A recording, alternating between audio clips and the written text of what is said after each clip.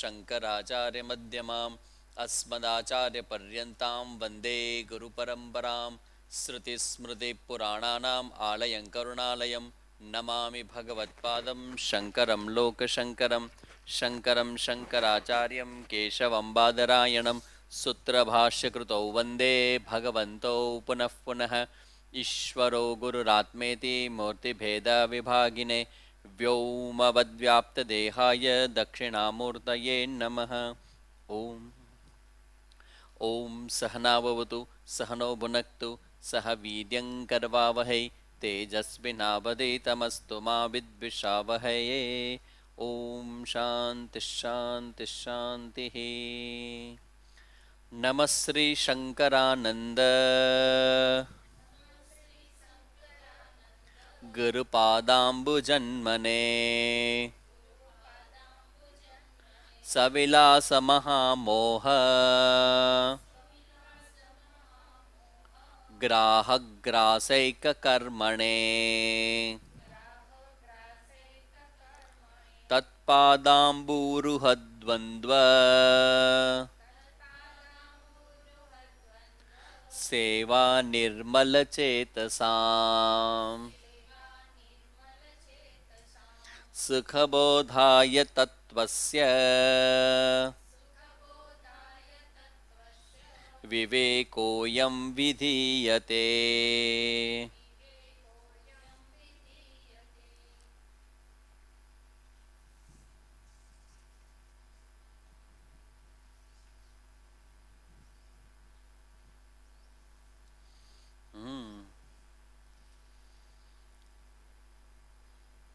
જીવકૃત બે પ્રકારના અશાસ્ત્રીય દ્વૈત કદાચ તમને યાદ હોય તો જરા ટ્રાય કરો.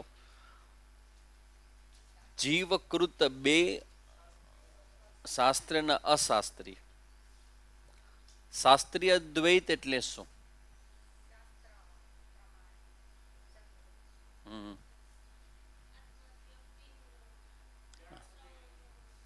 હે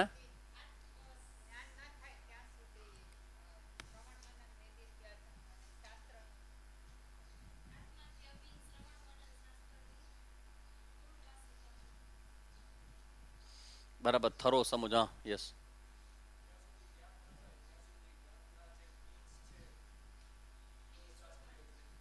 હા પરફેક્ટ. આમ સીધું જવું જોઈએ.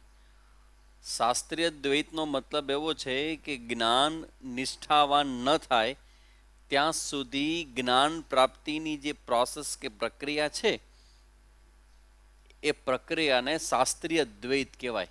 એમાં ગુરુ પાસે જવું, શાસ્ત્રનું ચિંતન કરવું, શ્રવણ કરવું, પછી સેવા કરવી, આ બધું દ્વૈત જ છે, પણ શાસ્ત્રીય દ્વૈત છે.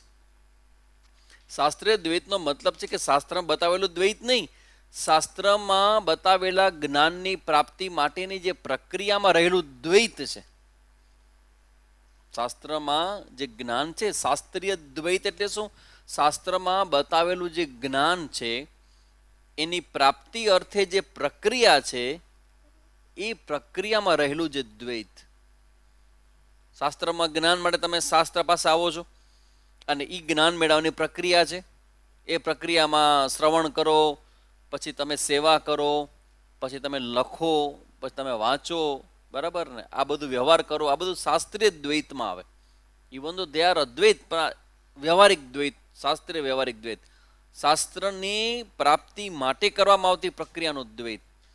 અને બીજું છે અશાસ્ત્રીય દ્વૈત. અશાસ્ત્રીય દ્વૈત શું છે?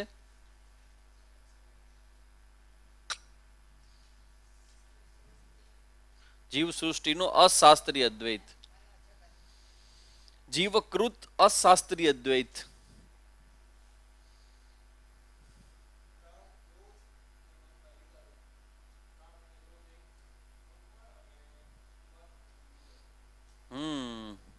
બે અશાસ્ત્રીય. અશાસ્ત્રીય દ્વૈતમાં શું આવે તો કે કામ, ક્રોધ ઇત્યાદિક આવેશાત્મક જે બધા વ્યવહારો છે એને શું કહેવાય? તો એને કહેવાય તીવ્ર તીવ્ર દ્વૈત. અને બીજું છે મંદ દ્વૈત. મંદ દ્વૈતમાં શું આવે? મનમાં ઉઠતી ઈચ્છાઓ.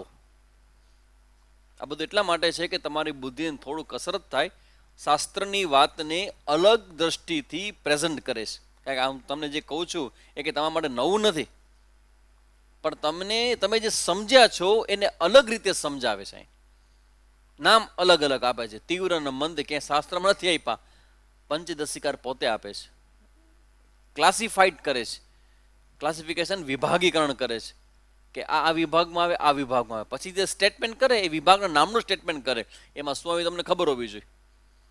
તો જીવકૃત બે પ્રકારના અશાસ્ત્રીય દ્વૈત, એક તો જીવકૃત છે અને અશાસ્ત્રીય છે, અને પાછા બે છે, અને બે અંદર છે. તો ક્યાં ક્યાં બે છે? તો કે કામ, ક્રોધ ઇત્યાદિ અને મનમાં ઉઠતી ઈચ્છા. આ બે. એમાં ઈચ્છાઓ છે એ મંદમાં આવે, પણ આવેશ છે બધા તીવ્રમાં આવે.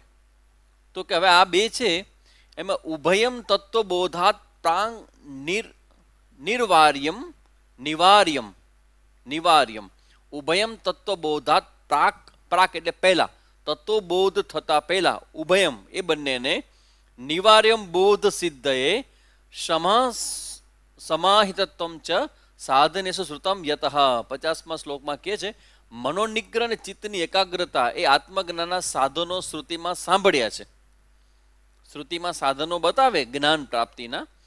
તો હવે પ્રશ્ન એ થાય કે તમે લોકો કરતા નથી, પણ પ્રશ્ન એવો થાય કે આ સ્વામીજી તમે એમ કહો છો કે મનોનિગ્રહ કરવાનો, પછી ચિત્તની એકાગ્રતા કેળવવાની, પછી કામ, ક્રોધ ઇત્યાદિ જે આવેશાત્મક છે એ બધા દ્વૈતનો ત્યાગ, મતલબ એનો ત્યાગ કરવાનો.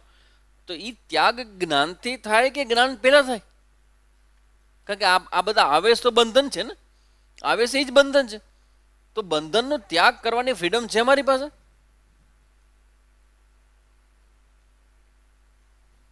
આ તો બંધન છે. ગુસ્સો આવેશ આવે અંદરથી, પછી કામ આવે, લોભ આવે, દ્વેષ આવે, તો બધા અંદરના આવેશ છે. હવે એ આવેશ તો મને આવે છે, જો મારા હાથમાં જોત તો હું એને ક્યારનો કાઢીને નાખી નથી દીધા હોત મેં. તમે મારા હાથમાં પેન આપી હોય કે ચલો ભાઈ સામેજી તમારા હાથમાં માઉસ છે ને એ મૂકી દો, તો આ મૂકી દો. આ આવેશ કઈ આવા છે? તો પછી એમ કે છે કે એનો ત્યાગ કરવાની વાતમાં શાસ્ત્રમાં કરી છે, તો એના માટે શું કરવું? એ આગળ જઈને પ્રશ્ન રાખી અને આગળ હાલીએ. કારણ કે હવે જોઈએ એ કેવી રીતે હેન્ડલિંગ કરે છે. આપણે લોકો અટકી જાય અહીંયા. આવો પ્રશ્ન તો થાય કે આવેશનો ત્યાગ પહેલા થાય કે પછી થાય જ્ઞાન પછી? હવે આમાં એવું છે, સૌથી પહેલા એમ શરૂ ત્યાંથી કરે છે કે જો સાંભળો, જ્યારે પણ શાસ્ત્રોનું ચિંતન કરીએ આપણે, ત્યારે આપણે અધિકારીત્વની ચર્ચા કરીએ. તેમાં મનોનિગ્રહ અને ચિત્તની એકાગ્રતા એ શ્રુતિમાં સાંભળ્યા છે. તેથી આત્મજ્ઞાનની સિદ્ધિ માટે આત્મજ્ઞાનની પૂર્વે થયા પહેલા, એની પૂર્વે બંને એટલે તીવ્ર અને મંદ અશાસ્ત્રીય દ્વૈત દૂર કરવા યોગ્ય છે. શાસ્ત્ર પંચદશિકાર કહે છે કે શાસ્ત્રમાં એવું કીધું છે કે મનોનિગ્રહ, શમઃ, દમઃ, તો આ બધા તો બતાવેલા છે શાસ્ત્રોમાં. અને એ બધા એ કેવા છે? સાધન છે. તો સાધન તો સાધ્યની પ્રાપ્તિ પહેલા હોય કે પછી હોય? પહેલા. આ તો સાધન છે કે જેના દ્વારા સિદ્ધ થશે. તો પછી આ તો એટલે શાસ્ત્રમાં સાધન બતાવ્યા છે, એટલે સૌથી પહેલા તો નક્કી થાય કે એનો ત્યાગ તો કરવો જ પડશે. અને ત્યાગ કેની પહેલા? તો કે જ્ઞાન થાય એ પહેલા. હવે આગળ હાલીએ કે શું ક્યાં લઈ જાય છે આપણને. શાંતો દાંતો ઉપરતો લઈ આપણે લાસ્ટ ક્લાસમાં ચર્ચા કરી ત્યાંની. સમાહિત શ્રદ્ધાન્વિત ભૂત્વામ આત્મન્યેવાત્મનામ પશ્યેત. શ્રુતિમાં બ્રહ્મ વિદ્યાને અધિકારી થવા માટે, અધિકારી તમારે બ્રહ્મ વિદ્યા છે એના અધિકારી થવું હોય તો એના માટે શું કરવું પડે? તો કે એના માટે શાંત, દાંત ઇત્યાદિક, એટલે આપણી ભાષામાં શમ, દમ ઇત્યાદિક આ બધું છે એ ગુણ હોવા જોઈએ. તો તેમાં શાંત પદે કરીને વિધેય થતો ગુણ જે શમ દમ શમ છે, તેણે કરી એમાં જીવસૃષ્ટ તીવ્ર અશાસ્ત્રીય દ્વેદ જે કામ ક્રોધાદિક તેનો ત્યાગ કયો છે. એટલે કામ ક્રોધને તમે શમમાં ગણી લ્યો, એવું આપણે ગણીએ. અને સમાહિત સમાહિત એટલે સમાધિ, એટલે કે મનને શાંત કરવું. એ મનોરાજ્ય મનોરાજ્યાદી રૂપ જે મંદ જીવદ્વે છે તેનો ત્યાગ સૂચવે છે એમ માની લઈએ આપણે. સમાહિત શબ્દ છે આમાં, સમાહિત. સમાહિત મન શાંત કરો. તો તમે ઈચ્છાઓનો ત્યાગ કરશો તો જ મન શાંત થશે તમારું. તો અંદરથી ઉઠતી સંસાર કે સંસારના વિષયો ભોગવવાની ઈચ્છા છે એનો ત્યાગ કરો એટલે સમાહિત થઈ ગયા. અને કામ કરો તો ત્યાગ કરો એટલે તમે શાંત દાંત એ થઈ ગયા બધા. તો એવું આપણે સમજીએ છીએ. અર્થાત ઉભયવિધ જીવસૃષ્ટ અશાસ્ત્રીય દ્વૈતમાં જે બે પ્રકાર છે, તીવ્ર અને મંદ, એ બંનેનો ત્યાગ કરે ત્યારે તે અધિકારી બનાય છે એવો મૂળ ગ્રંથકારનો આશય છે. મૂળ ગ્રંથકાર એટલે શ્રુતિ. શ્રુતિનો આશય એવો છે કે આવું તમે છોડો તો તમે જ્ઞાનના અધિકારી થાવ. અધિકારી થાવ શબ્દના ગંગા સતીમાં આવે છે આ શબ્દ, અધિકારી થાવ પાનભાઈ. ગુરુ શબ્દના અધિકારી થાવ ઘણી જગ્યાએ ભજનોમાં આવે છે, અધિકારી થાવ. હવે આગળ ચાલીએ.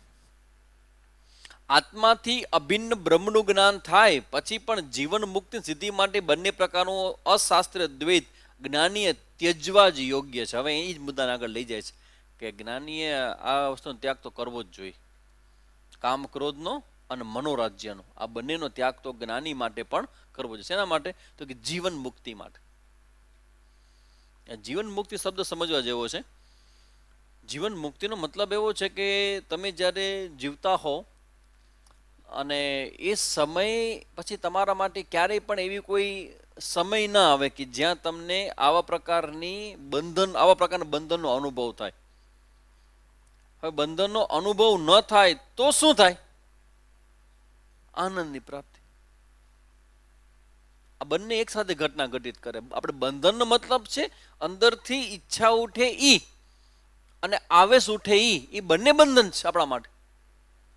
હવે જ્યારે બંને બંધ થઈ જાય અને તોય જીવન ચાલતું હોય તો પછી જીવન કેવું હશે? એનું વર્ણન જ્ઞાનીના ગુણાતીતના સ્થિતપ્રજ્ઞના બધા લક્ષણો છે ને એમાં વર્ણન છે કે જેનું બંને બંધ થયું છે, જેની ઈચ્છાઓ ઉઠવાની શાંત થઈ છે અને જેના આવેશો છે એ બધા રજા લઈ ગયા. છગનભાઈ ક્યાં અહીં રહેતા હતા ને? રજા લઈ ગયા. રજા લઈ ગયા શું અર્થ થાય? Gone four ever. ફોટો છે હવે તો તમારે રજા શું કામ આપી? અમે આપીએ ને લઈ ગયા એની મેળે. પહેલેથી એવા જ હતા, રજા લઈ જતા હતા. પૂછ્યા વગર રજા લઈએ. ક્લાસમાં ના હોય તો ના હોય તો રજા લઈ ગયા. કામ ક્રોધ ઇત્યાદિ આવેશો બધા રજા લઈ ગયા. અને ઈચ્છા તો કે છે તો છે, નથી તો નથી. આવ્યા તો આનંદ, જાવ તો. એટલે સ્વીકારની જે વૃત્તિ છે ને એ ઈચ્છા રાહિત્ય બતાવે.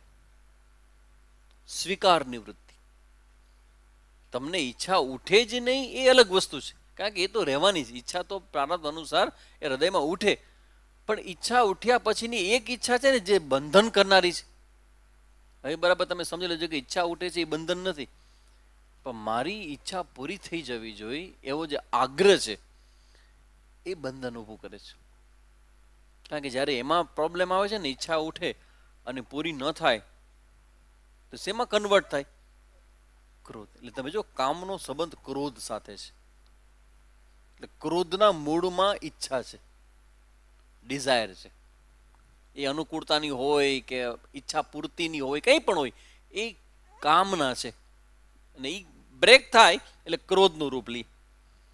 ક્રોધ ઉપર જેને નિયંત્રણ લેવું છે ને એને કામ ઉપર નિયંત્રણ મેળવવું પડે, શીખવું પડે.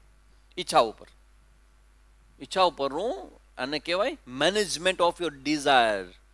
તમારા હૃદયમાં ઉઠતી ઈચ્છાઓનું મેનેજમેન્ટ એટલે વિવેક. ઈચ્છા ઉઠે તો ઈચ્છા તો કોઈ પણ ગમે તેની ઈચ્છા ઉઠે. ઈચ્છા ઉઠ્યા પછી વિવેક, બરાબર છે બરાબર નથી, પહેલેથી શરૂઆત થઈ. વિવેક અધ્યાત્મની શરૂઆત જ ત્યાંથી છે. વિવેક, વૈરાગ્ય. તો વિવેક મીન્સ વોટ? તમને બે અલગ અલગ કરી અને જે કરવા જેવું છે એને પકડો અને ન કરવા જેવું છોડી દો. ન કરવા જેવું છે ઈચ્છા થાય છે તો એ છોડી દો, અને કરવા જેવું છે ઈચ્છા થતી નથી શું કરવાનું? કરવાનું. આખી પર્સનાલિટીને હલાવી નાખે આ વસ્તુ. તમે મોક્ષનો પુરુષાર્થ તમે શરૂ કરો તો તમારી પર્સનાલિટી બદલાઈ જાય આખી. કારણ કે હવે તમારે પહેલો સ્ટેપ વિવેકનો છે. અને વિવેકનો મતલબ જ એવો કે જે એમ લાગે કે ભાઈ કરવા જેવું નથી, પણ બહુ એનું નામ અવિવેક. એટલે શું? કે જે કરવા જેવું હોય એનું મન થયા કરે, અને જે કરવા જેવું હોય એ મન ન થાય, ન કરવા જેવું એનું મન થયા કરે. એનું નામ અવિવેક. અધ્યાત્મની શરૂઆત જ ત્યાંથી છે. પેલું જ લેસન ઈ છે અધ્યાત્મનું. ભાઈ તમે વિવેક કરો, નક્કી કરો કે એ વિવેક છે ને એ અંદરની ઈચ્છાઓનું મેનેજમેન્ટ છે. ડિઝાયર, ઈચ્છાઓ ઉઠે. હવે અવિદ્યા છે એટલે એ સંસારને, સંસારની વ્યક્તિઓને, વસ્તુની ઈચ્છાઓ તો જન્મો જન્મનો સંસ્કારો છે, તે તો ઉઠવા જ કરવાની. જ્ઞાન તો થયું નથી. તો હવે તમે જ્ઞાનના માર્ગે ચાલવા માંગો છો, તો હવે તમને અંદરથી ઈચ્છા ઉઠે છે તો તમે એનો વિવેક કરો. તમારો દિનચર્યા છે, તમારો સમય છે, તમારી પાસે તમારી ઈચ્છાઓ છે, એનો વિવેક કરો કે શું કરું શું ન કરું. ત્યારે શરૂઆત થાય. એટલે કામ, ક્રોધ છે એ બંને એવા છે કે જીવન મુક્તિનો અનુભવ ન. કોઈક એમ કે ભાઈ જ્ઞાન થઈ ગયું તો કામ કરો ચાલો કે શું વાંધો છે? ન થાય, ન થાય. શું કામ? જીવન મુક્તિનો અનુભવ નહીં થાય. કારણ કે આવેશ તો આવેશ છે જ. આવેશ તો આવેશ છે જ. એ શાંતિને ડોખવેડા પછી જ આવેશ આવે. આવેશની ઉત્પત્તિ જ અશાંતિ બતાવે. એટલે હવે આપણે શેને પ્રોત્સાહન આપો અને શેને આપણે વાતને પાછી ખેંચી લેવી, એ આ ચર્ચા ઉપરથી આપણે શીખવાનું છે. હવે એમ કે છે કે જ્ઞાની થઈ જાય તો પણ એને પણ જ્ઞાન થઈ ગયા પછી કે ભાઈ મને હું બ્રહ્મ જ્ઞાન છું, હવે મને કાંઈ થાય નહીં, એવું ન કરવું. ના પાડે છે. શું કહે છે? બોધાત ઉર્ધ્વમ ચ તદ્ધેયમ જીવન મુક્તિ પ્રસિદ્ધયે કામાદિ ક્લેશ બંધેન યુક્તસ્ય નહીં મુક્તતા. બોધ થયા પછી પણ જીવન મુક્તિની પ્રસિદ્ધિ માટે, પરિપૂર્ણતા માટે તીવ્ર અને મંદ. તીવ્ર અને મંદ એટલે ક્યાં? ના, અશાસ્ત્રીય દ્વૈતની અંદર બીજા બે છે, કામ ક્રોધ અને મનોરાજ્ય. કામ ક્રોધ છે તીવ્ર છે અને મનોરાજ્ય મંદ છે. આ તીવ્ર અને મંદ એ બંને પ્રકારના જીવ સૃષ્ટ અશાસ્ત્રીય દ્વૈત છે, એનો ત્યાગ કરવા યોગ્ય જ છે. ત્યાગ જ કરવો જોઈએ, ઇવન જ્ઞાન થયા પછી પણ. કારણ શું કામ? કારણ કે કામ આદિક જે ક્લેશ કયા છે એ ક્લેશની વ્યાખ્યામાં આવે. સુધી આપણે ખબર જ નથી કે આ ઘરેણા પહેરીથી ઘરેણા નથી, એ સાપ છે. અત્યાર સુધી આ કામ ને લોભ ને બધા આપણા માટે ઓકે હતા, નેચરલ હતા, સ્વાભાવિક હતા. હવે નહીં. હવે નહીં. કેમ નહીં? તો કે આ જે છે ને એને ક્લેશની વાત કરવામાં આવે. ભગવાન ગીતાજીમાં ચોખ્ખું કે ભાઈ યહી સંસ્પર્શજા ભોગા દુઃખયો ન એવતે. ભોગ છે ને એ દુઃખની ખાણ છે. એટલે એનું એટ્રેક્શન, એનું આકર્ષણ છે એ વર્ષી જન્મો જન્મના સંસ્કારો છે. પણ દુઃખ આવે એમાંથી. જે વ્યક્તિ એનો ત્યાગ કરી દે એ જીવનમાં ઘણા બધા દુઃખોમાંથી બચી જાય. તો કે છે એ બધા ક્લેશ છે તે જ બંધનરૂપ છે. તો તેવા બંધનરૂપ કામાદિ ક્લેશથી યુક્ત બદ્ધ પુરુષને મુક્તતા હોઈ શકે નહીં. બંધનવાળો વ્યક્તિ એને જ કે જેને કામ ક્રોધ ને બધું હોય એને. હવે જ્ઞાની હોય ને એને જો બધું કામ ને ક્રોધ ને બધું હોય તો પછી જ્ઞાની ને અજ્ઞાનીમાં ફરક શું રહ્યો? એમ ના હાલે. અહીં પૂર્વોક્ત અર્થને વ્યતિરક મુખે દ્રઢ કરે છે. એટલે કે બોધ થયા પછી જો તે કામાદિ ક્લેશ રહે તો બોધનું પરિણામિક ફળ જે જીવન મુક્તિ છે તે બોધવાન પુરુષને થતું નથી. કામ ક્રોધ ને બધું રહી જાય તો બોધનો મતલબ શું રહ્યો? એટલે એ કહે છે કે વિરોધ આવશે. એટલે કે બધાનો ત્યાગ તો આવશ્યક છે, આવશ્યક ને આવશ્યક છે. હવે બીજી એક પૂરો પક્ષ ઊભો કરે છે કે અમે ધારો કે જીવન મુક્તિ ઇયમ માં ભૂન જન્મા ભાવે ત્વમ હિ કૃતિ તર્હિ જન્મામપી તેહે અસ્તિ એવ સ્વર્ગ માત્રાત કૃતિ ભવાન. જીવન મુક્તિ ભલે મને પ્રાપ્ત ન થાવ તો શું થઈ ગયું? વિદેહ મુક્તિ તો મળશે. કામ કરો ભલે રહ્યા, જીવન મુક્તિ કાકે જીવન મુક્તિ ન મળે તો ભલે ન મળે કે, તો વિદેહ મુક્તિ તો મળશે કે કામમાં થોડોક સુખ તો છે નહીં કે, એ ભલે રહ્યો, તમને શું વાંધો છે એમ. તો પછી હું જન્મના અભાવરૂપ વિદેહ મુક્ત વડે કૃતાર્થ થઈ જઈશ, જન્મ મારો પૂરો થશે, પછી તમારે વિદેહ મુક્તિ તો મળવાની જ છે, જ્ઞાન થઈ ગયું એટલે. તો ભલે રહ્યું, લેટ ઇટ કન્ટિન્યુ. પછી કે છે કે તો પછી કે છે કે તમે જો તમે કહેતા હો તો તમને પુનર્જન્મ પણ ભલે હો, એમાં તમને તમારા માનવા પ્રમાણે કાંઈ હાનિ નથી, કેમ કે તમે માત્ર સ્વર્ગની પ્રાપ્તિથી પણ કૃતાર્થતા માની લેશો. તો તમે એમ કહેતા હો કે જીવન મુક્તિ થયા પછી પણ અમને સુખ મળવાનું છે, તો એ અમે માની લઈએ તો કે છે કે તો તમે ખાલી એનો મતલબ એવો છે કે આ જીવન મુક્તિ મને ભલે પ્રાપ્ત ન થાવ, હું તો જન્મના અભાવરૂપ વિધેય મુક્તિ વડે કૃતાર્થ થઈશ, એમ જો તમે કહો તો તમને પુનર્જન્મ પણ ભલે હો. તો તમને પછીનો જન્મ થાય તો શું વાંધો છે? કારણ કે તમને એમ પછી તમારે બધું જોઈ છે, તો તમને પછી જન્મ થાય તો વાંધો, કારણ કે હા છે મોક્ષ માટે, આ જન્મ મરણની યાત્રા પૂરી કરવા માટે, તો પછી તમારે નવો જન્મ થાય તો શું વાંધો છે એમાં? તો એમ તમારા માનવા પ્રમાણે કાંઈ હાનિ નથી, કેમ કે તમે માત્ર સ્વર્ગની પ્રાપ્તિથી પણ કૃતાર્થતા માની લેશો. ધારો કે તમને ખાલી સ્વર્ગની પ્રાપ્તિ થઈ તો તમને ઓકે કંઈ વાંધો નહીં એમ માની લેશો. હવે કે છે એમ ન વિચારાય. શું કામ ન વિચારાય? તો કે જુઓ, સ્વર્ગના જે સુખો છે ને એનો પણ ત્યાગની વાત છે.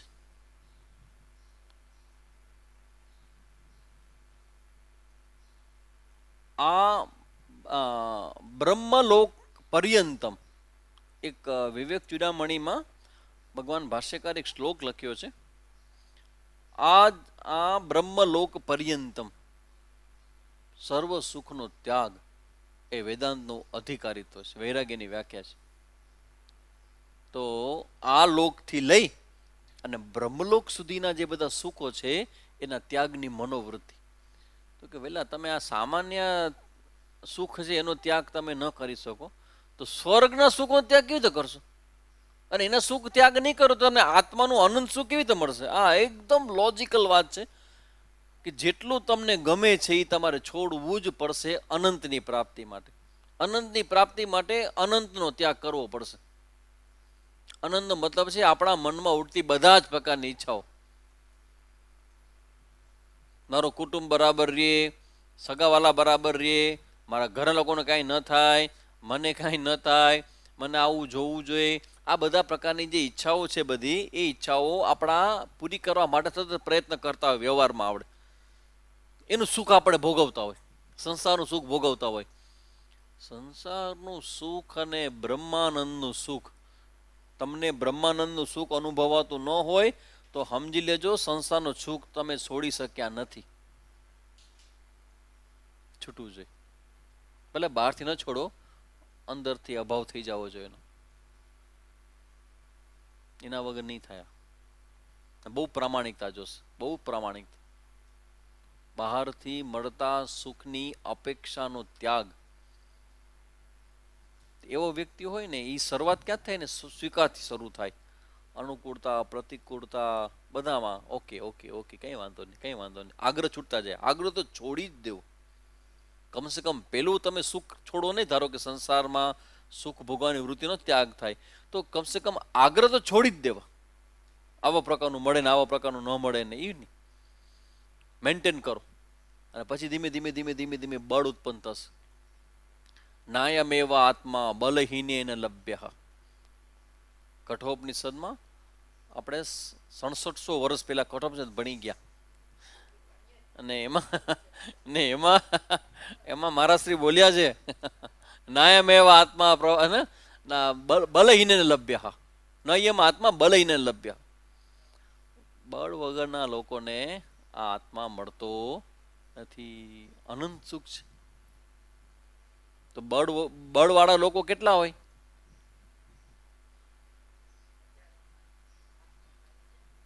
હજારોમાંથી એક વાળા પ્રયત્ન કરે, અને પ્રયત્ન કરનારો હજારોમાંથી એક.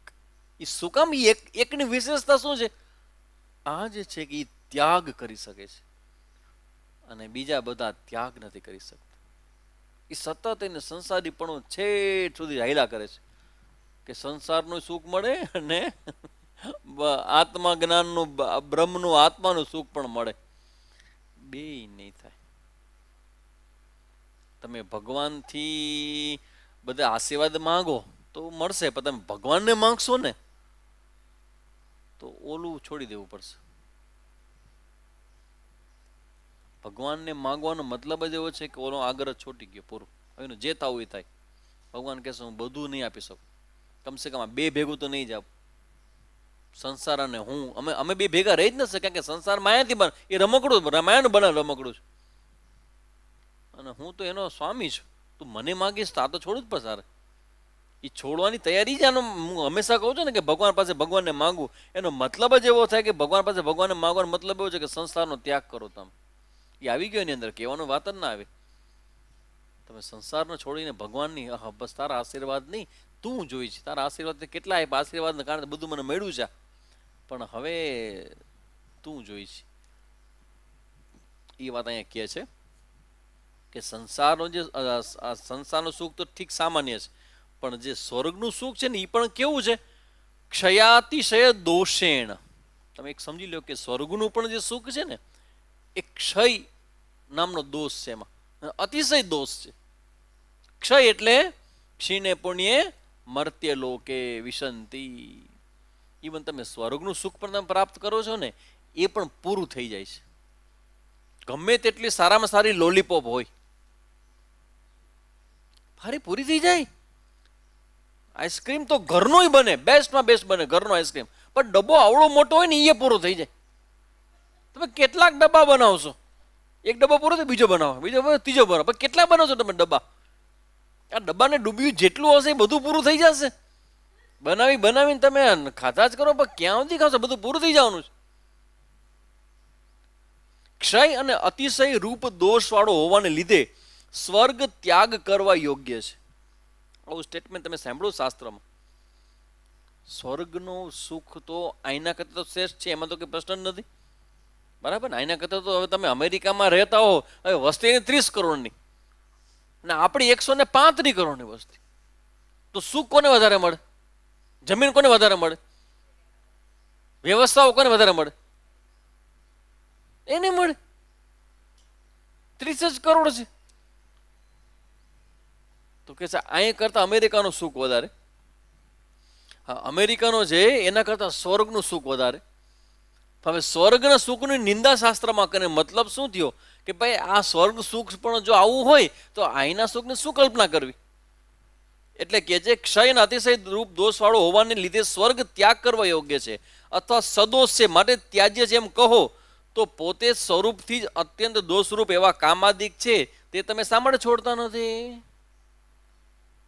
આજ મુદ્દો સ્વામીજી સમજાવ્યો હતો કે ભાઈ બ્રહ્મ સત્ય ને જગત મિથ્યા. જગત મિથ્યા છે ને તો ભોગવામાં શું વાંધો?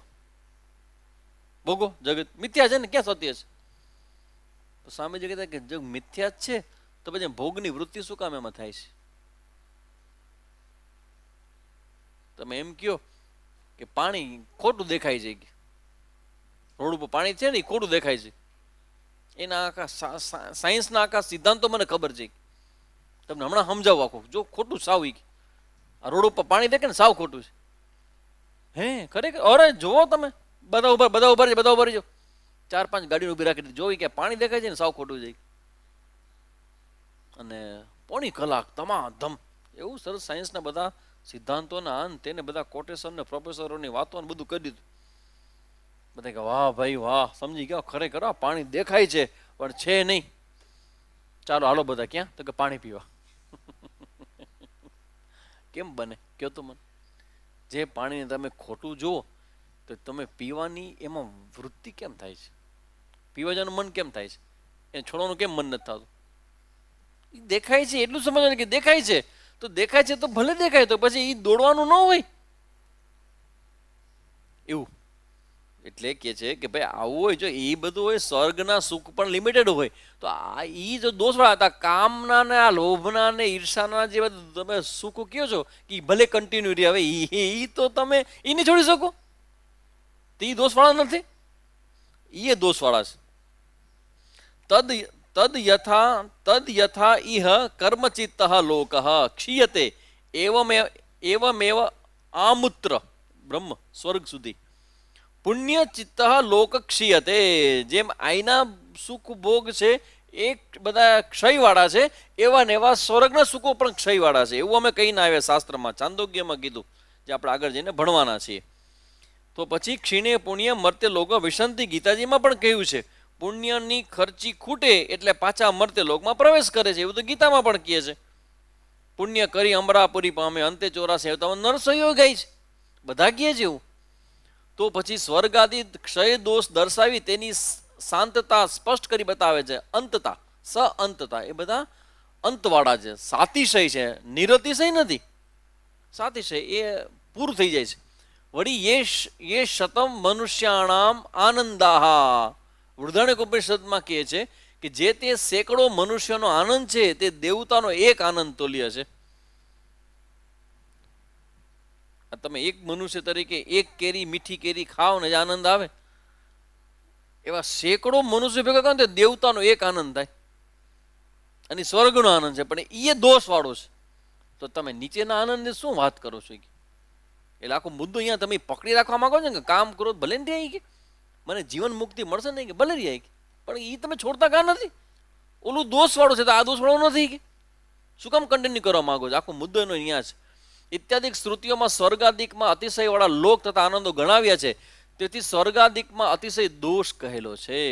અર્થાત સ્વર્ગ સુખ કાંઈ તેવું નથી કે જેથી ઉત્કૃષ્ટ કશું નથી. શ્રેષ્ઠમાં શ્રેષ્ઠ, બેસ્ટમાં બેસ્ટ હોય તો સ્વર્ગનું સુખ છે. સ્વર્ગનું સુખ મેળવવા માટે મરવું પડશે. ભોગવવું છે તો હાલો મરો તો સ્વર્ગનું સુખ મળશે. તો કે ના ના, એ નિરઅતિશય ન કહી શકાય, પણ સાતિશય અતિશય દોષવાળું કહેવાય. એ તો દોષવાળું છે. હવે આગળનો નવો મુદ્દો ઉપાડે છે. તીવ્ર અશાસ્ત્રીય દ્વૈતની અનર્થ હેતુતાને લીધે ત્યાજ્યતા.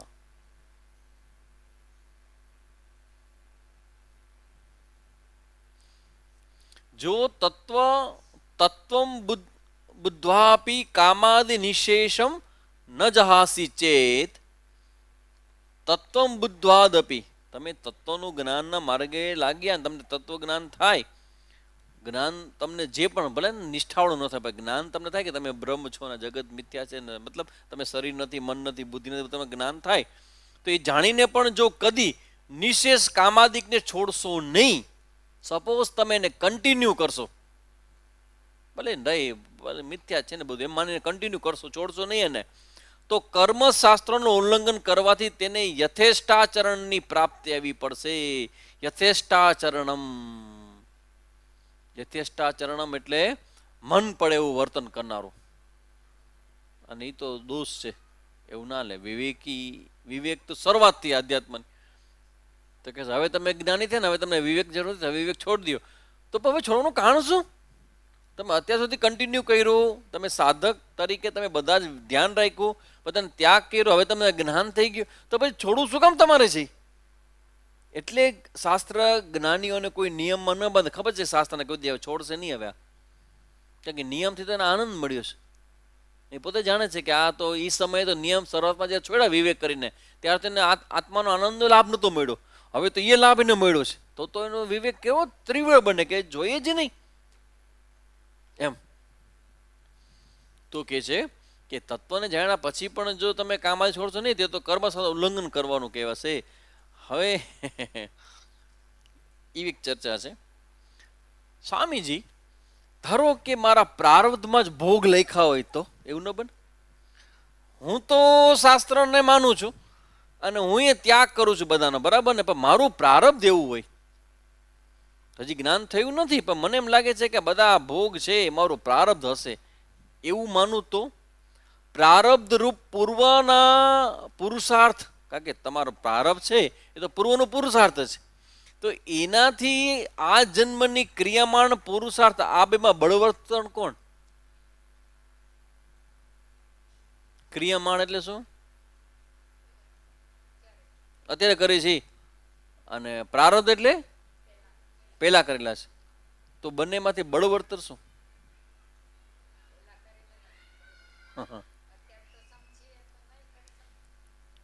હવે એને બદલાવાનું કે તમે આ ખોટું સમજો છો એમ કે છે. આ માને છે ગ્રંથકાર એવું કહે છે કે વર્તમાનના તમારો પુરુષાર્થ છે એને તમે તમારા પ્રારબ્ધના ભોગ છે એમ માનીને તમે મૂકી દેશો તો એ યોગ્ય નહીં રહે. શું કામ નહીં રહે? તો કે સાંભળો, આ બેમાં જે બળવત્તર છે એનો જય થાય. પૂર્વનું પ્રારબ્ધ અને અત્યારનો પુરુષાર્થ, તો એમાંથી શું થાય? જે બળવત્તર હશે ને એ જીતી જશે. એમ યોગ વશિષ્ઠના બીજા મુમુક્ષુ નામના પ્રકરણમાં સ્પષ્ટ નિર્ણય કરીને બતાવેલો છે. યોગ વશિષ્ઠ મહારામાયણ છે અને એમાં બીજા મુમુક્ષુ ચેપ્ટર છે ને એમાં લખ્યું છે કે વર્તમાનનો પુરુષાર્થ અને પાસ્ટ ભૂતકાળનું પ્રારબ્ધ એનો ઝઘડો થાય ત્યારે જે બળવત્તર હોય જીતી જાય. તો તમે તમારા વર્તમાનના પુરુષાર્થને બળવત્તર કેમ બનાવતા નથી? What is wrong? હે?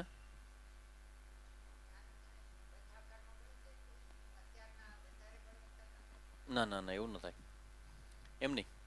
પ્રશ્ન આ કોઈ છે કે ભૂતકાળના તમારા પ્રારબ્ધને કારણે ભોગ આવે તો એ ભોગને ભોગવવામાં સમય પસાર કરવો કે વર્તમાનના પુરુષાર્થને મહત્વ આપી અને એમાં લાગવું?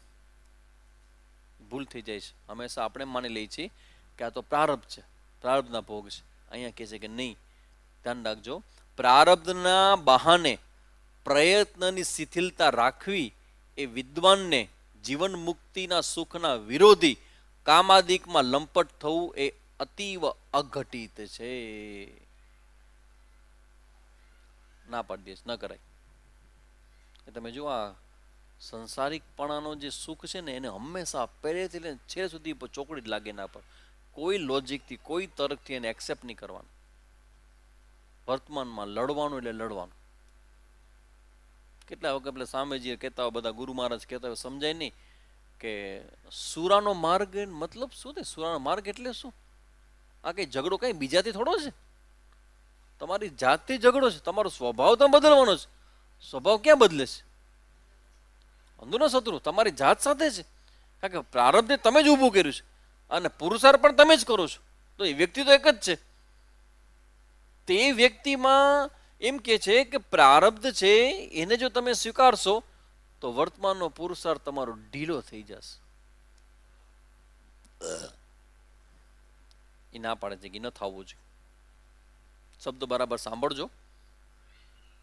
પ્રારબ્ધના બહાને, મારા પ્રારબ્ધમાં ભોગ લખ્યા છે તો ભોગ આવ્યા છે, તો પ્રારબ્ધના બહાને પ્રયત્નની શિથિલતા રાખવી, વર્તમાનમાં પ્રયત્નની શિથિલતા રાખવી એ વિદ્વાનને થશે શું ખબર છે? વિદ્વાનને જીવન મુક્તિ સુખના વિરોધીમાં ફસાઈ જશે. આ વારંવાર શબ્દ આવે છે કે જીવન મુક્તિનું સુખ, એ એક સુખ જ છે. એના માટે તમારે આ સુખ છોડવું પડશે. વ્યવહાર એટલે મહાત્માઓ પરિવ્રજક રહેતા, એ ગરીબી સ્વીકારી લેતા, એ પ્રતિકૂળતાઓ સ્વીકારી લેતા. કારણ કે એવું આજનો જે એક એવું સ્ટેટમેન્ટ છે, બહુ સરસ, મને બહુ ગમ્યો. સાઉદીના કોઈક રાજા છે, અત્યારના સાઉદીના રાજા, એને પૂછવામાં આવ્યું કે તમારું ઇન ફ્યુચર શું ભવિષ્ય હશે? તો કે અમારા પછીની પેઢી કે તમે જોઈ કે અમારી સુખી અમે છીએ. સાઉદીના અરબે એવું કીધું કે પહેલાં અમે કેમલ એટલે અમે ઓલા ઊંટ ઉપર સવારી કરતા આવી, પછી ધીમે ધીમે એ લોકો ફોર વ્હીલરમાં અમે આવ્યા આવી, એમાંથી ઔડી આવી કે એમાંથી લેન્ઝર આવી, અને એમ કરતાં કરતાં અત્યારની કોઈક ગાડી બોલ્યા, એ ગાડી અત્યારે આવી છે કે એના પછી અમારા પછીની પેઢી છે એનાથી શ્રેષ્ઠ ગાડીમાં જશે, એના પછીની જેમાં ચોથી પેઢી, મારા પછી ચોથી પેઢી છે ને એ પાછી ઊંટ ઉપર આવશે. અને એવું એનું લોજિક એટલું બધું આમ વિસ્તૃત છે કે હું બધા છોકરાને સમજાવીશ. આ સમજે છે લોજિક? આ ચેલેન્જ આપું તમને, આ સમજો. આ એને જે કીધું છે ને એને હું સમજુ છું કે આ ઇટ્સ અમેઝિંગ. મને બહુ જ, હું એટલા માટે ગમ્યું કે એની અંદર એવું કંઈક કીધું છે ને કે તમારા બધા જ લોકો માટે એક વાહ નીકળી ગયો, સરસ. સાંભળજો હવે. આ 5 વાક્ય છે ખાલી, એના 5 વાક્યની અંદર જીવનનો એક એવો સિદ્ધાંત સમજાવ્યો છે, એ તમને કહેજો કે આ સમજાય જેવું છે કે નહીં. ધ ફાઉન્ડર ઓફ દુબઈ, દુબઈની સ્થાપના જેને કરી રાજા, શેખ રશીદ વોઝ આસ્ક્ડ, દુબઈની સ્થાપના કરી એ રાજાને પૂછવામાં આવ્યું, તો future of his country, and he replied, તમારો આ જે હવેની પેઢી છે તમારું, તમે દુબઈની સ્થાપના કરીને આટલા આગળ વધી ગયા, તો હવે તમારી ફ્યુચરની પેઢી, તમારી જે આવનારી પેઢી છે એ કેવી હશે? એને જવાબ આપ્યો, my grandfather road a camel. સમજાઈ ગયું? બરાબર. ઊંટ ઉપર મારા દાદા પરદાદા મુસાફરી કરતા. My father rode a camel, a ride a Mercedes. કેમલમાંથી મર્સિડીઝ ઉપર આવ્યા. માય સન, મારો દીકરો, રાઇડ એ લેન્ડ રોવર. એનાથી મોટી ગાડી, મર્સિડીઝ થી સરસ મજાની ગાડી. મારો દીકરો છે એ મારા કરતા પણ કાંઈક બધા ગ્રોથ છે ને, તો એ વાપરશે. And my grandson is going to ride a Land Rover. મારો જે પૌત્ર છે એ તો મારા દીકરા કરતા પણ ઊંચી ગાડીનો માલિક બનશે. છેલ્લું વાક્ય છે, બટ માય ગ્રેટ ગ્રાન્ડસન, મારા પૌત્રનો પણ પૌત્ર, દીકરો, એ is going to have to ride a camel again. એટલે આ કે એમ કેમ બને? તમે ગ્રોથની વાત કરજો, ગ્રોથની વાત કરજો, ગ્રોથની વાત કરજો તો ગ્રોથ થાય જ ને. તો હવે તમે એમ કહો છો કે તમારા પછી તમારો જે પૌત્ર છે એનો પૌત્ર છે એ પાછો કેમલ ઉપર, તમારા આના ઊંટ ઉપર કેવી રીતે આવી જશે? ત્યારે એને કીધું, why is that he was asked. એવું તમે કેમ કહો છો? તો કે એન્ડ હિઝ રિપ્લાય વોઝ, અને એને જવાબ આપ્યો, hard times create strong men. એક એક શબ્દને અંદર ગોઠવી લેવા જેવા છે. Hard times create strong men, strong men create easy times. Hard time, તમારા દુઃખીના દિવસો હોય ને, તમારા સંઘર્ષનો, તો એમાંથી તમે એક બહુ તાકાતવાળા માણસ બનો છો. અને તાકાતવાળા માણસ શું કરે છે ખબર છે? એ સ્ટ્રોંગ મેન છે ને, એ ક્રિએટ ઇઝી ટાઈમ્સ, એ વ્યવસ્થાઓને બનાવશે, એ બધું અનુકૂળ શોધ કરશે, લડાઈ કરશે, જીતશે, અને પોતાને અનુકૂળ બધું બનાવશે, ઇઝી ટાઈમ ગોતશે. Easy times create weak men. માતા પિતાના કોખમાં રહેલો 25 વર્ષનો છોકરો પણ સેફ છે. એને કેવો ટાઈમ કહેવાય? એને ઇઝી ટાઈમ કહેવાય. આ ઇઝી ટાઈમ છે ને, એ શું કરશે ખબર છે? It create weak men. એ નબળું માણસ તૈયાર કરશે. ઓહો. Weak men create difficult times. માણસ નબળો પડ્યો પછી સંઘર્ષ વધવાના છે, કારણ કે બધી જગ્યાએ પ્રોબ્લેમ વધશે ને, કારણ કે ફાઇટ નહીં કરી શકે. ફાઇટ નહીં કરી શકે, સંઘર્ષ વધશે, એટલે ડિફિકલ્ટ ટાઈમ આવશે. Many will not understand it, but you have to rise warriors, not parasites. ઈ જે ડિફિકલ્ટ ટાઈમ છે, મતલબ કેમલ પાછા આવી જશે. મતલબ તમારે તમારા જીવનમાં શું કરવાનું છે? You have to rise warriors, not parasites. Difficulty અને પ્રતિકૂળતાઓ છે એ તમને કંઈક વિશેષ ગિફ્ટ આપે છે. તો મને જરા સમજવામાં આવ્યું ને, ત્યારે મને આજુબાજુ જોયું કે એવા કેવા માણસો કે જે ડિફિકલ્ટ ટાઈમનો ફેસ કરી રહ્યા છે. તો એ ડિફિકલ્ટ ફેસ કરનારા માણસોમાંથી બધા નથી મળતી આવું સફળતા. બધા શ્રેષ્ઠ નથી બનતા. કેમ? તો કે ના, આવડતું નથી કેમ ફાઇટ કરવું. તો ગરીબ માણસો ગરીબ જ કેમ રહે છે? Don't know how to fight it.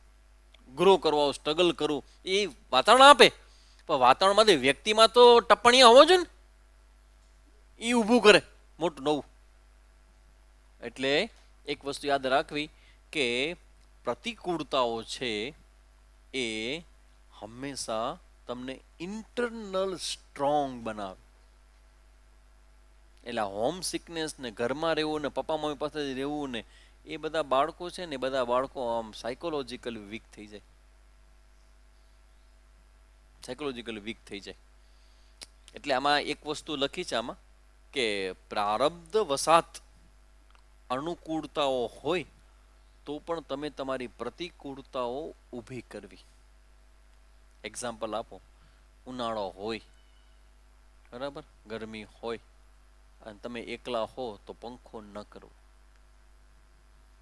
એસી હોય તમારી પાસે અને કોઈ ન હોય તો બારી બારણા ખુલ્લા રાખવા, એસી ચાલુ ન કરો. ભલે હોય ચાલુ ન કરો. શું વાંધો એસી ચાલુ કરવામાં? છે તો વાપરો ને. તમે જુઓ ક્યાં પ્રોબ્લેમ છે, શું વાંધો ચાલુ કરવામાં? કારણ કે એ એક પ્રકારનું કમ્ફર્ટ ઝોન ઊભું કરે છે, અને કમ્ફર્ટ ઝોન છે એ વીક કરશે. અને તમારો સંઘર્ષ પણ છે કમ્ફર્ટ ઝોન ઊભું કરવાનો. તમે પૈસા કમાવા માંગો છો, તમે આગળ વધવા માંગો છો, તો બધી વસ્તુઓ વધશે, પૈસાઓ વધશે, સગવડતાઓ વધશે. પણ આ બધા તરફની યાત્રા છે એ તમને અંદરથી નબળા પાડી દેશે. એટલે હવે એવું કરો કે તમે આંતરિક ગ્રોથ, ઇન્ટરનલ તમારું સ્ટ્રોંગ થાય માઇન્ડ, એવું કરો. એને તરફ આગળ વધો. આ કામ ક્રોધ ઇત્યાદિકની પૂર્ણાહુતિ કરવાને કારણે તમે નબળા પડતા જશો. હંમેશા વિચારજો કે કામને આરે શું વાંધો શાસ્ત્રને, જ્યાં હોય ત્યાં કામ કરો, લોભ ત્યાગ, ત્યાગ કરો, ત્યાગ પર શું વાંધો છે, ત્યાગ કરો. શું કામ કરી? કારણ કે એનો ભોગ છે ને તમને વીક બનાવે છે, અને વીક માણસોને આત્મા મળતો નથી. બળ હિને લભ્ય એવું જે કીધું, એ બળ એટલે ક્યું બળ? એ કઈ ફિઝિકલ બળ નથી, સિક્સ પેક નથી તમારા ત્યાં કઈ. એ તમારું મન. કામ છે તો તમારી ઈચ્છા ઉપરનું નિયંત્રણ, અને ક્રોધ છે તો તમારા દ્વેષ ઉપરનું નિયંત્રણ. આ બંને જ નિયંત્રણ કરવાના છે. તો બે સરખા જ છે. કામ હોય કે ક્રોધ હોય, લોભ હોય કે દ્વેષ હોય કે ઈર્ષા હોય. ઘણા માણસોને બીજું કાંઈ ન હોય ને તો બીજાની લાઈફમાં ઇન્ટરફેર કરવાની બહુ મન હોય. એ વિચાર જ કર્યા કરે, એ કેમ આમ કરે છે, ઓલો કેમ આમ કરે છે, એને આમ ન કરવું જોઈએ. This is a tendency. આ તમને ટેવ પડી ગઈ છે કોકના જીવન વિચારવાની. તમને શું, એ કરે ન કરે, આવે ન આવે વિચાર, તો તમને શું એનાથી? તો કે ના ના સામે જો એમ જ વાત કરો. શું કામ કરો છો એમ જ વાત? આ તો સામે જનરલ ડિસ્કશન કરું છું. ઓ ભાઈ, તમારી ટેન્ડન્સી છે કોકના જીવનમાં ચંચુપાત કરવાની. એ બતાવે છે આમાં. અત્યાર સુધીમાં એક જ એવા બેન મને મળ્યા, બધા બહેનોને બોલાય નહીં આવું, ઇટ્સ ઓકે, બધા બધા સરખા જ હોય, સ્ત્રી પુરુષો. પણ સ્ત્રીઓમાં અમુક પ્રકારની ટેન્ડન્સી હોય આવી પ્રકારની વાતો કરવાની, બીજા વિશેની વધારે વાતો કરવાની. એક મળ્યા હતા કે હું સ્વામીજી હંમેશા હું ક્લાસમાં ટાઈમ એટલા માટે આવું કે આ બધા બીજા બધા વિશે આડી અડી વાતો કરે ને એ મને પસંદ જ નથી. I don't like at all. હું અહીંયા નહીં, અમારા પરિવારમાં પણ બીજાની કોઈ પણ વાતો ચર્ચાઓ છેડે એ મને ગમે જ નહીં, અંદરથી જ ન ગમે. કે શું કામ બીજાની લાઈફમાં આપણે શું ઇન્ટરફેર કરવાનું? ધીમે ધીમે ધીમે તમારી અંદરની આ જે ટેન્ડન્સી છે વિચાર કરવાની, એને ગોતી ગોતી અને વિવેક કરી અને દૂર કરતા જાઓ, તો તમારું જીવન વધુ સ્ટ્રોંગ બનતું જશે, વધુ સાચા પ્રામાણિક સાધકને અનુકૂળ જીવન બનશે. બીજા વિશેનું વાત વિચારવી જ નહીં. કારણ તમે વિચારો તો તમારે કરવાની વાત કરવાની વાત કે તમને ગમે છે. આમ બીજો કામ ક્રોધ ને બીજા કોઈ દોષ નથી, આ દોષ છે. Talking two somebody else. ભાઈ આમ લાગે છે કે એ બે આ ભાઈને મેં જોયા કે આમ લાગે છે. હવે હોય કે ન, આપણે શું. કાલે જોયે ને આજે જોયા કે અહીંયા ઊભા થાય કે અરે ભાઈ ઊભા હોય તો ઊભા, તારે શું કે લેવા તેમ. આ સાધકોએ બહુ ધ્યાન રાખવું. આ સામાન્ય વ્યક્તિનું જીવન તમે નથી, તમે સાધક બન્યા. તમારી દ્રષ્ટિ જુદી હોવી જોઈએ. હવે એ ઊભા હોય કે પાંચ ગમે તે હોય, તમને શું એનાથી? એની ચર્ચા પાછી કોઈ છે નહીં કે તો તમને કહું કેવું. Don't take interest. શું કામ ખબર છે? તમારા ફોકસને ઇન ફોકસ. આ ફોકસિંગ માત્ર વિદ્યાર્થી માટે નથી, આપણા બધા માટે છે. આ ફોકસિંગ હટાવી દે છે. સંઘર્ષ જ આના માટે છે, ફોકસિંગ ન હટવું જોઈએ. Honest means honest. આ મીરા અને નરસિંહ એટલે પહોંચ્યા છે, ફોકસિંગ નથી મૂકતા. નહીં મીન્સ નહીં. ઘણા એક ભાઈ એવા હતા જે બ્રહ્મચાર્ય દીક્ષા લીધી હતી ને મતલબ ભણતા સ્વાધીન. એ બીજાએ કીધું કે આ ભાઈ લગ્ન કરશે. એટલે ઓલાએ જવાબ આપ્યો, સાંભળજો જવાબ. એ કે સિંહ કોઈ દી ઘાસ ખાઈ ગઈ? See the thinking. એ કે સિંહ ઘાસ ખાઈ ગઈ તો એ લગ્ન કરે.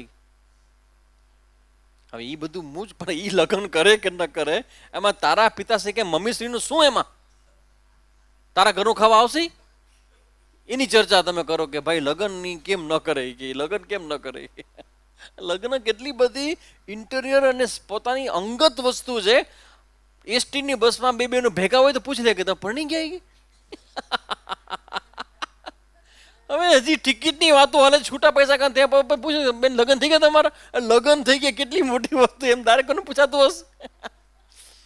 ટેન્ડન્સી વાત આપણે બીજાના જીવનમાં ચંચુપાત કરવાનો જે સ્વભાવ છે એને ડ્રોપ કરી દો નહીં. એને જે કરવું એ જે કરે, કારણ કે ભગવાનની સૃષ્ટિમાં બધું બરાબર જ છે ને. ત્યારે ભગવાને વાંધો, તમને શેનો વાંધો છે? જેને બનાવ્યું એને વાંધો નથી, તો તમને શેનો વાંધો છે? નાના એ કે એમ ન હોય, કે એમ ન હોય કે એમ ન કરાય. પણ તમને કોણે કીધું આમ કરાય કે ન કરાય? એમ કરાતું હશે, હવે તમને કોણે કીધું? Give up. એમાં આપણે પોતાના મનને બચાવવું, કરવું નહીં. પછી આગળ છે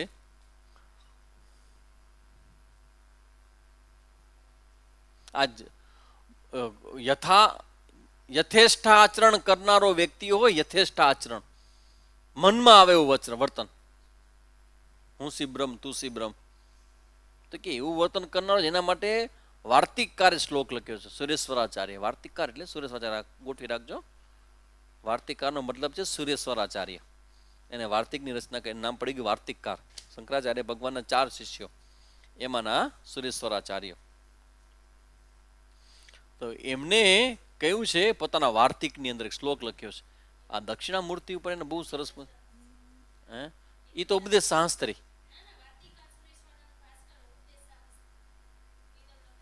ના ના ના, એટલે ઉપદેશ શાસ્ત્રી છે ને, એ આપણે શંકરાચાર્ય ભગવાનનો ગ્રંથ છે, 1000 શ્લોક લખેલો છે. પણ વાર્તિકકાર એના ઉપર વાર્તિક લખ્યા છે, એ શ્લોક ઉપર વાર્તિક લખ્યા છે એના ઉપર. તો વાર્તિકકાર છે એ એવા છે કે જેણે શંકરાચાર્ય ભગવાનના કે બીજા કોઈ હોય ને ગ્રંથો, ભાષ્ય હોય, એના ઉપર એને પોતે શ્લોક રચેલા હોય, એના ઉપર આધારિત હોય એવા શ્લોક લખેલા છે સુરેશ્વરાચાર્ય. તેણે કહ્યું છે બુદ્ધાદ્વૈત તત્વસ્ય યથેષ્ટાચરણમ યદિ શુનામ તત્વદૃશામ ચૈવ કો ભેદ અશુચિ ભક્ષણે. પરમ તત્વને જાણનારા જ્ઞાની પુરુષનું પણ જ્યારે યથેષ્ટ આચરણ હોય ત્યારે પછી શ્વાન અને તત્વદર્શીમાં શું ભેદ રહેશે?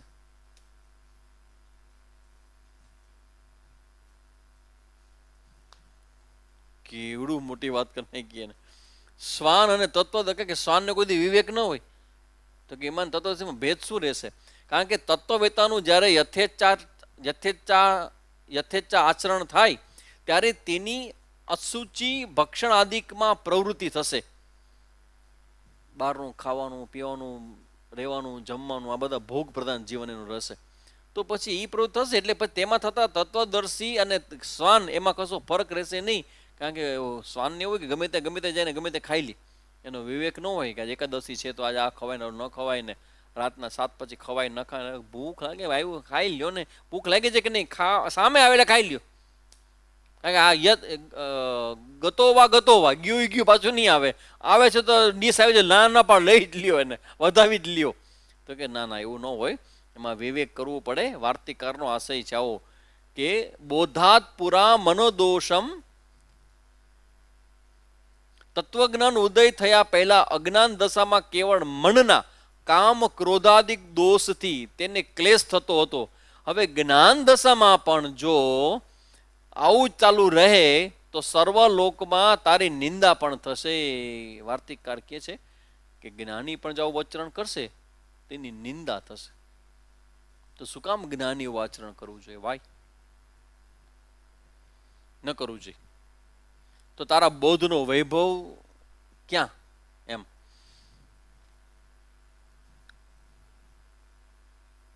હવે કે છે કે હવે મને કયો, હવે સમજી ગયા, ચલો કામ ક્રોધ ઇત્યાદિકનો ત્યાગ કરવો જોઈએ, એગ્રી. જ્ઞાની હોય કે સાધક હોય, એગ્રી, કન્વિન્સ કે આ કરવો જ જોઈએ. હવે એ જવાબ આપો કે કેવી રીતે કરવો છે, કઈ રસ્તો પાસે આનો ત્યાગ કેવી રીતે કરો? કે આ તો અમારા જૂના સંસ્કારો છે. આ જૂના સંસ્કારો સામેનું યુદ્ધ, આપણું યુદ્ધ તો આપણી જાત સાથેનું જ છે ને. અધ્યાત્મમાં એ સમજાણું કે ભાઈ અધ્યાત્મની અંદર યુદ્ધ કરવામાં પ્રતિકૂળતાઓ છે એ જ્ઞાન પ્રત્યેની માનસિકતાને ક્રિએટ કરે છે. સાંભળો, અધ્યાત્મની અંદર પ્રતિકૂળતાઓ જ્ઞાન પ્રત્યેની માનસિકતાને જન્માવે છે. From where I am talking? Lucy. Lucy picture છે, એમાં એનું એનાલિસિસ છે એ સાયન્ટિસ્ટનું ભૂમિકા સાયન્ટિસ્ટની. એ એવું એને વાત એકદમ સાચી કીધી કે જ્યારે અનુકૂળતા હોય ને ત્યારે માણસ ભોગ પ્રધાન બને, અને પ્રતિકૂળતાઓ જ્યારે આવે છે ને ત્યારે જ્ઞાન પ્રધાન બને છે. પ્રતિકૂળતાઓ એટલે અનુકૂળતાની શોધ કરવા કરતા જે છે એમાં સત્યની શોધ ચાલુ રાખો. વાતાવરણને અનુકૂળ કરવાનો પ્રયત્ન ન કરો, પણ જે છે એમાં શોધ તમારે ચાલુ રાખો. તો કે હવે મને રસ્તો બતાવો કે આ બધું ત્યાગ કેવી રીતે થાય. તો હવે કહે છે, તું તત્વચિત્ત છો એટલે કે સર્વથી શ્રેષ્ઠતાનો હેતુ જે આત્મજ્ઞાન છે તે તને પ્રાપ્ત થયું છે. પહેલી વસ્તુ હવે કહેવાનો જવાબ આપવાની શરૂઆત કરે છે. તો હવે અમારે કરવું શું? અમારા દોષ ઉપર વિજય કેવી તમારે મેળવવો? તો કે સાંભળ, હવે તને આત્મજ્ઞાન પ્રાપ્ત થયું છે તો પછી તું કામ સંકલ્પાદિકનો ત્યાગ કરવામાં અસમર્થ થઈને, હું ન છોડી શકું, હું ન મૂકી શકું, આ મને મારાથી ન થાય, આ મારું કામ નહીં, આમ થઈને સર્વથી અધમ જે ખરાબમાં ખરાબ યોની છે એ પ્રાણીની કલ્પના કરવી, તેની તુલ્યતાની આકાંક્ષા કરવી નહીં, પણ બુદ્ધિના કામાદિક સકળ દોષનો ત્યાગ કરીને પણ વિષ્ણુઆદિક દેવની પેટે લોક માત્રનો પૂજવા યોગ્ય થા. હજી જ ચાલે છે કે તું ખરેખર જો કામ ક્રોધ ઇત્યાદિકને મેન્ટેન કરીશ, એ કન્ટિન્યુ કરીશ, તો એ કે તારી દેવતાઓમાં ને એમાં શ્રેષ્ઠ વ્યક્તિઓમાં તારી ગણના નહીં થાય, પણ સામાન્ય પ્રાણીમાં તમારે ગણ થશે. તો કે છે કે હવે કે છે ત્યારે કામાદિક મનોદોષ કેવી રીતે ત્યાગ કરવા એના ઉપાય બતાવો અમને. હવે ઉપાયમાં રસ જાગ્યો છે અમને કે તમે ઉપાય બતાવો કે અમારે શું કરવું. તો કે છે કામ્યાદિ દોષ દ્રષ્ટ્યાદ્યાહ કામાદિત્યાગ હેતવઃ પ્રસિદ્ધ મોક્ષ શાસ્ત્રેષુ તાન અન્વિષ્ય સુખી ભવ. કામાદિના વિષય રૂપ પુષ્પ, માળા, ચંદન, વનિતાદિ પદાર્થોમાં, બધા શાસ્ત્રીય નામ છે બધા, એ બધા ભોગ્ય પદાર્થો બધા હોય, એ બધા ભોગ્ય પદાર્થોમાં તથા ક્રોધમાં, અંદરથી ક્રોધ ઉત્પન્ન થતો હોય, કે લોભ થતો હોય, કે દ્વેષ થતો હોય, કે ઈર્ષા થતી હોય, કે અસૂયા થતી હોય, તો આવા બધા અંદરના જે આવેશો છે ને એ બધામાં ક્રોધમાં દોષ દ્રષ્ટિ કરવી. પહેલું કામ દોષ દ્રષ્ટિ કરવી. કામનો ત્યાગ કરવો હોય તો એના માટે એક શ્રુતિમાં સૂત્ર છે, નાલ્પે સુખમસ્તી યો વૈ ભૂમા તત્ સુખમ. નાલ્પે સુખમસ્તી. છાંદોગ્ય ઉપનિષદમાં એક સ્ટેટમેન્ટ છે કે અલ્પમાં સુખ નથી. ના અલ્પે સુખમસ્તી.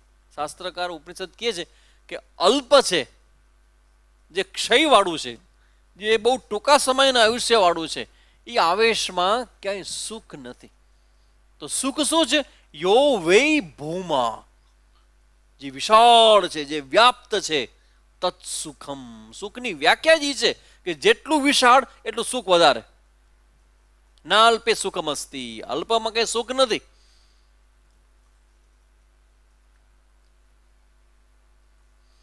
આ બધાની દોષ દ્રષ્ટિ, કામાદિકના દોષ દ્રષ્ટિ કરી અને કામાદિના ત્યાગના સાધનો છે દોષ દ્રષ્ટિ. પેલું આ સાધકનો મોક્ષનું પ્રતિપાદન કરનારા શાસ્ત્રોમાં, આ બધા શાસ્ત્રોમાં પ્રસિદ્ધ છે કે સૌથી પહેલા એમાં દોષ દ્રષ્ટિ શરૂ કરો. જે તમારે છોડવું છે ને એની દોષ દ્રષ્ટિ, અને જે કરવું છે પણ થતું નથી તો એમાં ગુણની દ્રષ્ટિ કરો. ઓ, એ તો બહુ સારું, ધ્યાન તો બહુ જ સારું, ધ્યાન તો કરવું જ જોઈએ, ભલે 10 મિનિટ માટે, ભલે 15 મિનિટ માટે, ભલે 8 મિનિટ માટે, પણ ધ્યાન તો કરવું ને કરવું. બહુ જ સારું, બહુ જ સારું. વારંવાર તમે વિચારશો ને પછી મન લાગશે કે ના ના, આ તો કરવું જોઈએ, આ તો કરવું જોઈએ, આ તો કરવું જોઈએ. ને એકવાર તમે જેમ પુસ્તક વાંચો અને થોડુંકમાં 1-2-4 પાના વાંચો ને પછી રસ પડે ને પછી વારે ઘડે વાંચવાનું મન થાય, એમ આનું પણ એવું છે કે તમે નક્કી કરશો કે મારે સવારના યોગા તો કરવાના જ છો, પ્રાણાયામ તો કરવાના જ છો, મારે આ ધ્યાન તો કરવાનું જ છે, એવું તમે પોઝિટિવલી વિચારશો તો મન તમારે એમાં લાગશે. તેથી સાધનોને સારી રીતે શોધન કરી વિવેક કરીને તેનું અનુસરણ કરીને તમે સુખી થાઓ. અહીં આદિ શબ્દ કરીને ક્રોધ, લોભ, મોહ, ભય વગેરે રાજસી તથા તામસી વૃત્તિઓના પરિણામનું ગ્રહણ કરી લેવું. રાજસિક અને તામસિક મનોવૃત્તિઓ છે એ સમજી લેવી. ક્રોધાદિક વડે કામ ક્રોધમાં બધું લઈ લેવું તમારે. તેમાં કામના વિષયભૂત વનિતાદિકમાં જે દોષ દ્રષ્ટિ કહી તે કામના ત્યાગનો હેતુ છે. અમારા સામે એક બહુ સરસ અખંડજી મહારાજનું એક્ઝામ્પલ છે કે કામનો ત્યાગ કેવી રીતે કરાય. એ બહુ સૂચિવાળા મહાત્મા હોય ને, બહુ પછી બહુ ખુલીને બોલે નહીં, પણ એ એક્ઝામ્પલ બધું કહી દે. એ કે ભાઈ એમાં એવું છે કે કામ છે એનો ત્યાગ ન થાય, અઘરો છે બહુ. સુખ છે ને, માણસ સુખ માટે કાયલ છે. આ જીવ છે ને, આ જીવડો સુખ માટે કાયલ છે. એને સુખ મળવું જોઈએ, જ્યાં સુખ મળે નહીં. તુલસીદાસને એના પત્નીએ જે વિવેક જગાવ્યો એ એટલા માટે કે તમે સુખ માટે આવું આવું કરો છો, અને આ ચામડાના શરીરમાંથી લેવા માટે. એના કરતા આવું સુખનો પ્રયત્ન તમે ભગવાન માટે કર્યો, તમને ભગવાન મળી ગયા, તમે ગુસ્સામાં કરી દીધું છે. હવે એવું ખબર નહીં કે આ બધું છોડીને ખરેખર વહી જશે. અને ભગવાનની વ્યવસ્થા જ આ. તો ભગવાનની કૃપા કરવી હોય તો એ તમારા જે પોતાના છે ને એના ઘા મળે ને, સમજી લો કે એ ભગવાનની કૃપા છે. તમારા પોતાના જ્યાં સુધી ભયો કરે છે ને, સમજો હજી કૃપાથી આગા છો. જે તમારા બહુ ક્લોઝ ના હોય ને એ મોટા ઘા મારે.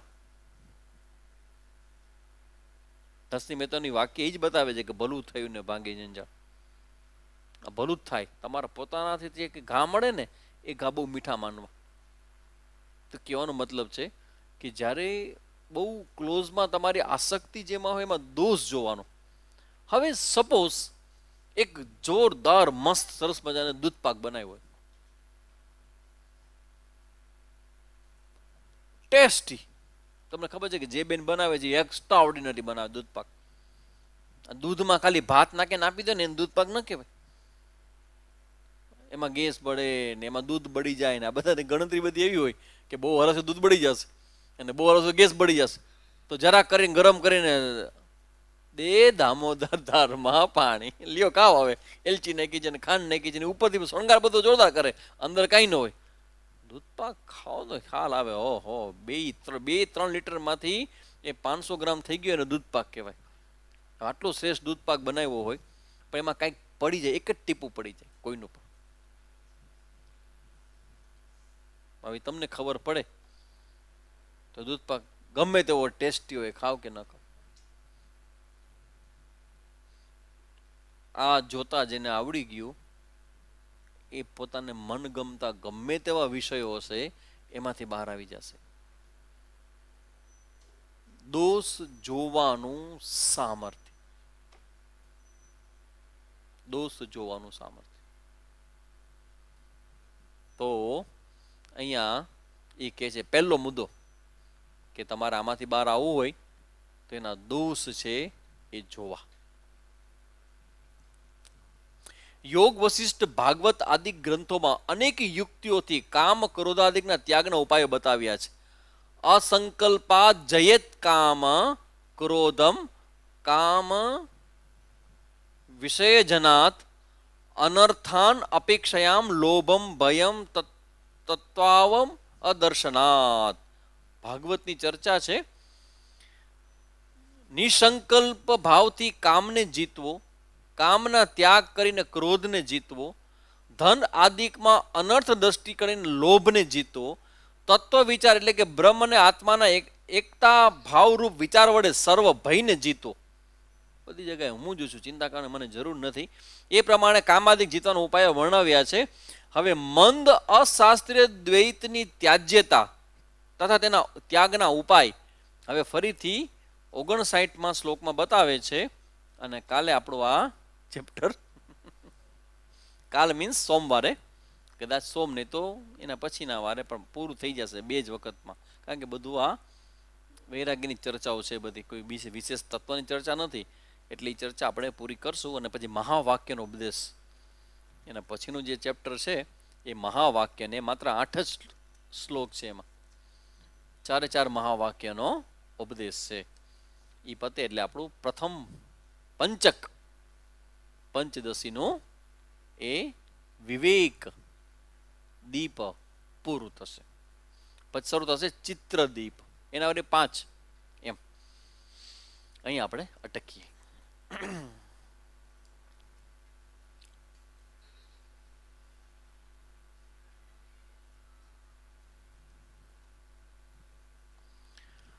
ઓમ પૂર્ણમદ પૂર્ણમિદમ પૂર્ણાત પૂર્ણમુદચ્યતે પૂર્ણસ્ય પૂર્ણમાદાય પૂર્ણમેવાવશિષ્યતે.